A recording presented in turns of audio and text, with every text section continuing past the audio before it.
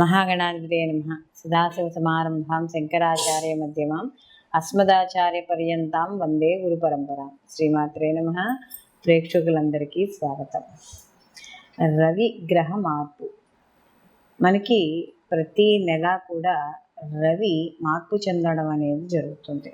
అయితే మనకి రవి మార్పు చెందినప్పుడు అల్లా కూడా మనకి సంక్రమణంగా మనం చెప్పుకుంటూ ఉంటాం. అంటే ప్రతి నెల కూడా ఒక రాశి నుంచి ఇంకొక రాశిలోకి మార్పునప్పుడు దాన్ని సంక్రమణంగా చెప్తాం. అయితే ఇక్కడ రవి మామూలుగా చూసుకున్నప్పుడు ఆ మార్పు చెందినప్పుడు అక్కడ ఉండే అంటే ఏ రాశిలో ఉన్నాడో ఆ రాశి ఏ భావం అవుతుందో ఆ భావాన్ని బట్టి మిగిలిన రాశుల వాడికి శుభాశుభ ఫలితాలు ఉండడం అనేది జరుగుతుంది. రవి సహజంగా కారకత్వాలు కానీ చూసుకున్నప్పుడు రవిని తండ్రిగా అలాగే ఆత్మకారకుడుగాను గ్రహాలన్నిటిలో కల్లా కూడా రవిని రాజుగాను చెప్పడం అనేది జరుగుతుంది. అలాగే రవి రాజకీయ పరంగాను వీళ్ళకి ముఖ్యంగా పట్టుదల, ఏదైనా ఒక చేయాలనే తపన, దర్పం అంటే ఒక అథారిటీ, ఇది ఎందుకు చేయరు అనే ఒక అధికారాన్ని చూపించడం. అలాగే గవర్నమెంట్ ఉద్యోగస్తులు అంటే స్టేట్ కానీ సెంట్రల్ కానీ ఏదైనా సరే గవర్నమెంట్ ఉద్యోగాలకి రవి కానీ జాతకంలో బాగా ఉంటే వీళ్ళకి గవర్నమెంట్ ఉద్యోగాలు రావడం అనేది జరుగుతుంది. అలాగే వీళ్ళకి రవి కానీ జాతక ప్రకారం కావచ్చు ఏదైనా సరే ఉచ్చ స్థితిలో ఉంటే రవి కానీ అప్పుడు ఇంకా మరిన్ని శుభ ఫలితాలు వాళ్ళు పొందడం అనేది జరుగుతుంది. అయితే రవి కారకత్వాల్లో చూసుకున్నప్పుడు ఏదైనా సరే రవి ప్రతిదాన్ని కూడా సాధించుకోవాలి. రాజు ఎలా ప్రతిదాన్ని చేజిక్కించుకోవాలని చూస్తాడో అలాగే రవి కూడా ప్రతి అవకాశాన్ని కూడా వదులుకోకుండా దాన్ని ఒక స్టెప్ బై స్టెప్ ఎదగడానికి ప్రయత్నిస్తూ ఉంటాడు. అలాగే దండన, ఏదైనా రాజదండన అని చెప్తాం కదా, అలాగే ఇతర వాళ్ళకి దండించడంలోనూ ఇతరులను గట్టిగా మాట్లాడడంలోనూ అహంకారము దర్పము చూపించడంలోనూ కూడా రాజుకి ఈ యొక్క రవి అనేది మనం కారకత్వాలుగా చెప్పడం అనేది జరుగుతుంది. అలాగే పోలీస్ శాఖ, సైబర్ సెక్యూరిటీ, వీటన్నింటికీ కూడా ఈ రవికి సంబంధించిన సంబంధం అనేది మాత్రం తప్పనిసరిగా ఉండడం అనేది జరుగుతుంది. కాబట్టి ఇలాంటి రవి ఇప్పుడు మనకి ఈ మార్చి 16వ తారీఖున అంటే 16/3/2024 నుండి మనకి ఈ యొక్క రవి మార్పు చెందడం అనేది జరుగుతోంది. ఎప్పుడు వరకు అని అనుకున్నప్పుడు మనకి ఇంచుమించు నెక్స్ట్ మంత్ అంటే మార్చి నుంచి మనకి ఇంకొక నెల పాటుగా ఈ రవి ఎప్పుడైతే మార్పు చెందుతున్నాడో ఎక్కడి నుంచి వెళ్తున్నాడో అని అంటే ఆయన కుంభరాశిలోంచి మనకి మీనరాశిలోకి ప్రవేశించడం అనేది జరుగుతోంది. కాబట్టి దీనివల్ల ద్వాదశ రాశుల వారికి రవి గ్రహము శుభాశుభ ఫలితాలు ఏ విధంగా ఇస్తాడో మనం ఇప్పుడు తెలుసుకుందాం.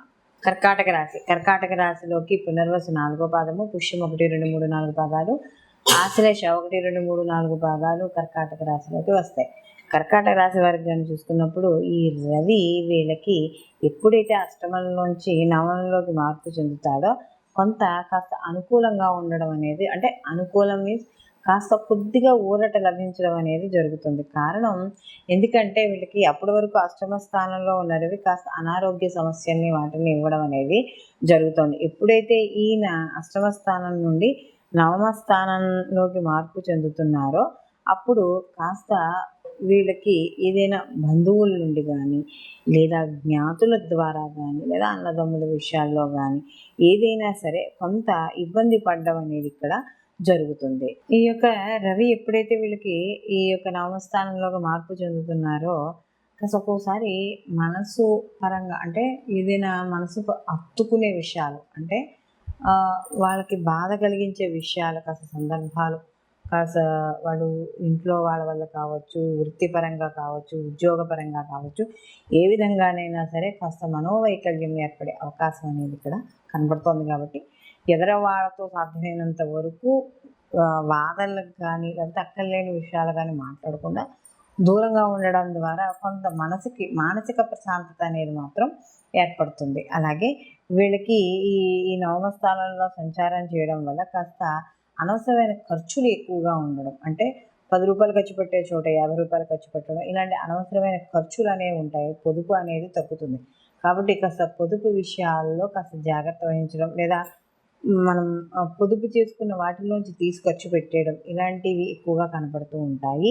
అలాగే కాస్త ఇంట్లో కూడా వాతావరణం అంటే బంధువులు కావచ్చు, సోదరీమణులు కావచ్చు, ఎవరి ద్వారానే సరే వ్యతిరేకత ఏర్పడము, అలాగే ప్రతిదానికి కూడా ఏదో ఒక గొడవలు, కొంత ఎలా అంటే ఎంత మంచి చేసినా కూడా ఏదో రకంగా మాటలు పడ్డము, ఇలాంటివన్నీ కూడా ఏర్పడే అవకాశాలు ఈ రవి నవమ స్థానంలో ఉన్నప్పుడు జరుగుతాయి. రాజకీయ పరంగా కూడా చిన్న చిన్న చిక్కులు, ఆటంకాలు ఇలాంటివి కనబడుతూ ఉంటాయి. ఒక్కోసారి ఆపదలు అంటే తెలిసి తెలియక పనులు చేయడం వల్ల కొన్ని సంబంధం లేని విషయాల్లో చిక్కుకోవడము ఇలాంటివి కూడా కనపడతాయి. ఎందుకంటే వీళ్ళకి ద్వితీయాధిపతి కాబట్టి, కుటుంబాధిపతి, ధనాధిపతి, వాక్కు స్థానాధిపతి కాబట్టి తప్పనిసరిగా ఎదురు వాళ్ళతో మాట్లాడేటప్పుడు ఉద్రేకంగా కానీ, కోపంతో కానీ, క్రోధవంతంతో కానీ ఇలాంటి విషయాలు చర్చించకుండా ఉండడం అనేది ఉత్తమం. అలాగే విద్యార్థులు ఎవరైతే ఉన్నారో వాళ్ళకి కాస్త అనుకూలంగా ఉంటుంది. వీళ్ళకి ఈ రాశిలో ఉన్న ఎవరైతే స్త్రీలు కావచ్చు, వాళ్ళ వృత్తి ఉద్యోగ వ్యాపారాల పరంగా వాటి పరంగా కూడా అనుకూలంగా ఉంటుంది. స్త్రీల ఆరోగ్య విషయాల్లో మాత్రం కాస్త జాగ్రత్త వహిస్తూ ఉండాలి.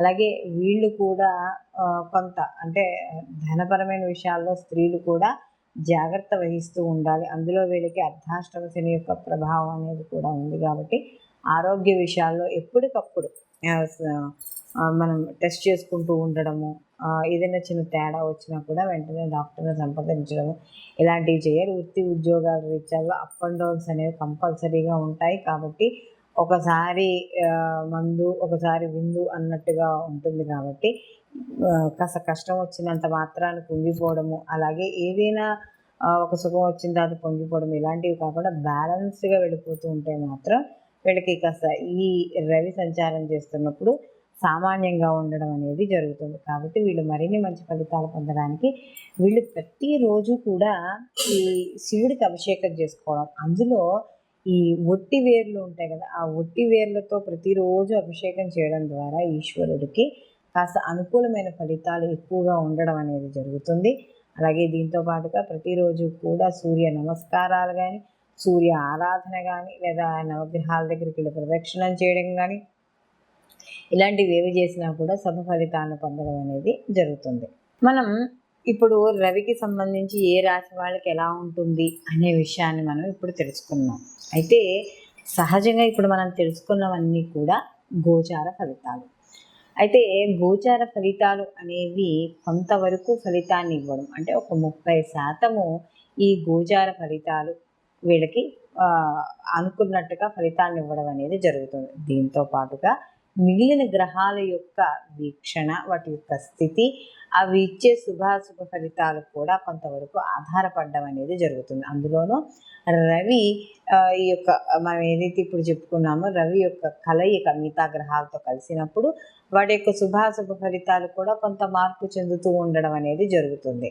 కాబట్టి ఇక్కడ మనం ఈ గోచార ఫలితాలతో పాటుగా జన్మజాతక ఫలితాలు కూడా తప్పనిసరిగా పరిశీలనలోకి తీసుకోవాలి. అంటే మనం పుట్టిన సమయము ఏదైతే ఉందో ఆ సమయము, డేట్ ఆఫ్ బర్త్, ఇవన్నీ కూడా ప్లేస్ ఆఫ్ బర్త్ ఇవన్నీ చూసుకుని వాటి ద్వారా మనం ఒక జన్మ జాతకం అంటే వ్యక్తిగత జాతకం అనేది వస్తుంది. ఆ వ్యక్తిగత జాతకానికి ఈ గోచార ఫలితాలను అనుసంధానం చేసుకుని రెండింటినీ కలిపి రిజల్ట్స్ చూసుకొని ఈ సమయంలో మనం ఏ పని చేపట్టవచ్చు, ఏ పని చేపట్టకూడదు, లేకపోతే అసలు మనం ఆలోచనలు ఏంటి, వివాహానికి సంబంధించి కావచ్చు, విద్యకు కావచ్చు, కొత్తగా ఏమైనా వ్యాపారాలు చేపట్టేటప్పుడు కావచ్చు, ఏ రకమైన వాటికైనా సరే ఈ గోచార ఫలితాలతో పాటు జన్మ జాతకంలో మీకు జరుగుతున్న మహర్దశలు ఏమిటి, అంతర్దశలు ఏమిటి, ఏది బలంగా ఉంది, గోచారం బలంగా ఉందా, లేకపోతే జన్మ జాతకం బలంగా ఉందా, లేకపోతే ఏదైనా తప్పదు ఈ పని ఒక పని చెయ్యాలి అని అనుకున్నప్పుడు